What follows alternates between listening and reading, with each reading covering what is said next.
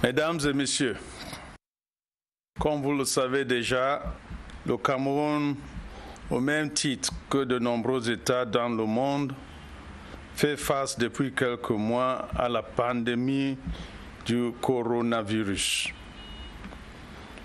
Le point actualisé de l'évolution de cette pandémie dans notre pays fait état de 2910 cas déjà répertoriés. À date, 1697 patients ont été déclarés guéris, alors que nous regrettons 139 décédés. Le taux de létalité s'élève à 4,7%, tandis que le taux de guérison se situe à près de 60%. Quant à notre capacité actuelle de dépistage, elle s'améliore au fil du temps. La livraison dans les prochains jours de kits supplémentaires déjà commandés devrait permettre d'accroître substantiellement notre capacité de dépistage. Par ailleurs, le comité scientifique mène une réflexion sur la prise en compte des produits issus de la pharmacopée traditionnelle dans le protocole des soins. Comme nous pouvons le constater, le taux de guérison du coronavirus ne cesse de s'améliorer.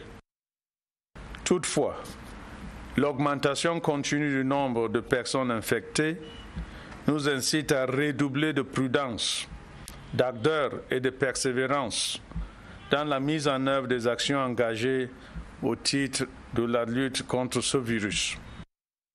C'est pour cette raison que le président de la République, son Excellence Paul Biya, a décidé de proroger pour une durée de 15 jours supplémentaires, renouvelables en cas de nécessité, les mesures encore en vigueur dans le cadre de la lutte contre le Covid-19.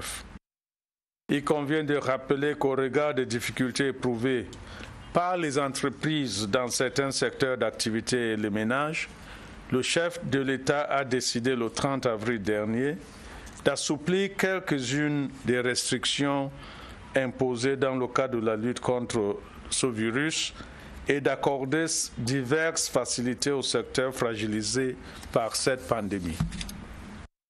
Les mesures de soutien prises en faveur des ménages et des entreprises ont trait à l'augmentation du niveau des allocations familiales, à l'annulation des pénalités de retard de paiement des cotisations sociales, au report de paiement de certaines taxes et à diverses exonérations fiscalo-douanières. Mesdames et messieurs, s'agissant des établissements scolaires et universitaires, ainsi que des grandes écoles et centres de formation professionnelle, dont la fermeture a été prononcée le 17 mars 2020, le président de la République a décidé de leur réouverture à la date indicative du 1er juin 2020 en fonction de l'évolution de la pandémie du coronavirus dans notre pays. Cependant, dans le souci de respecter les mesures de distanciation sociale et d'éviter une propagation du virus en milieu scolaire, le chef de l'État a décidé que la reprise des cours dans l'enseignement primaire et secondaire concernera exclusivement les classes d'examen dans les deux sous-systèmes d'éducation.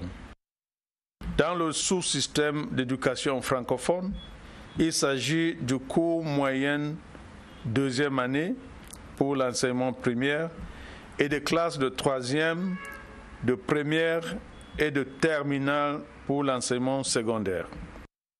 Dans le sous-système d'éducation anglophone, il s'agit de classe 6, Form 5 et Upper 6.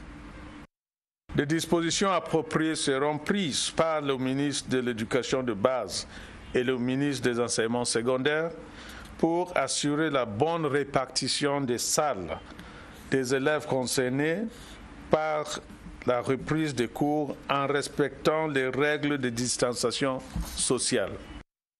Le président de la République a également instruit les ministres en charge du secteur éducatif de prendre toutes les mesures utiles et nécessaires visant à rendre disponible à l'entrée de chaque établissement public ou privé scolaire et universitaire les kits sanitaires requis tels que les gels hydroalcooliques, les thermoflash, les bacs à laver les mains. Il demeure entendu que le port de masques de protection sera obligatoire pour les élèves, les étudiants et le personnel d'encadrement dans les enseignes scolaires et les campus universitaires.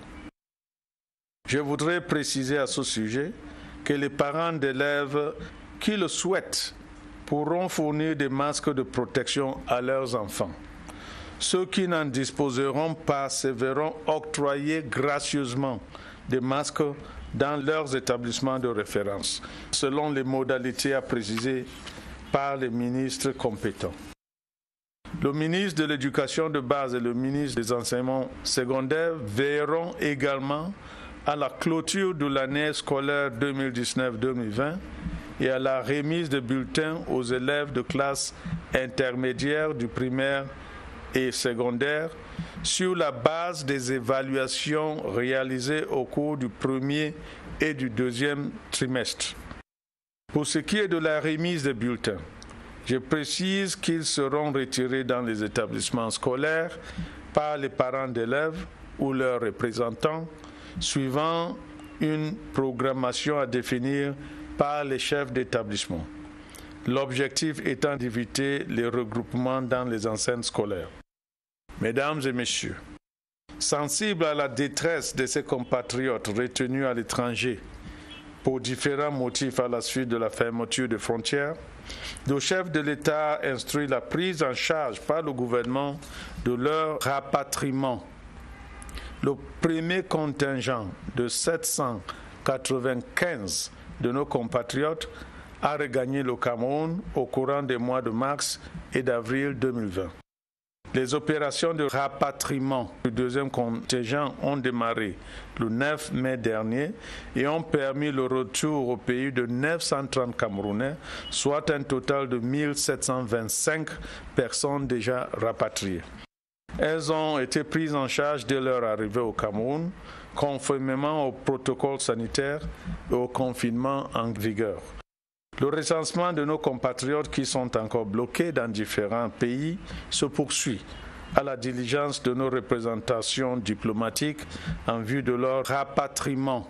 Pour conclure, je voudrais une fois encore en appeler à notre responsabilité commune et individuelle pour œuvrer à la limitation de la propagation de la pandémie du coronavirus dans notre pays. Ainsi que je l'ai dit à plusieurs reprises, la prévention est et demeure la principale arme à la disposition de toutes et de chacun. C'est pour cela que je voudrais inviter de nouveau chacun et chacune d'entre nous au respect scrupuleux des gestes barrières et des mesures prises par le gouvernement pour lutter contre cette maladie. Je vous remercie.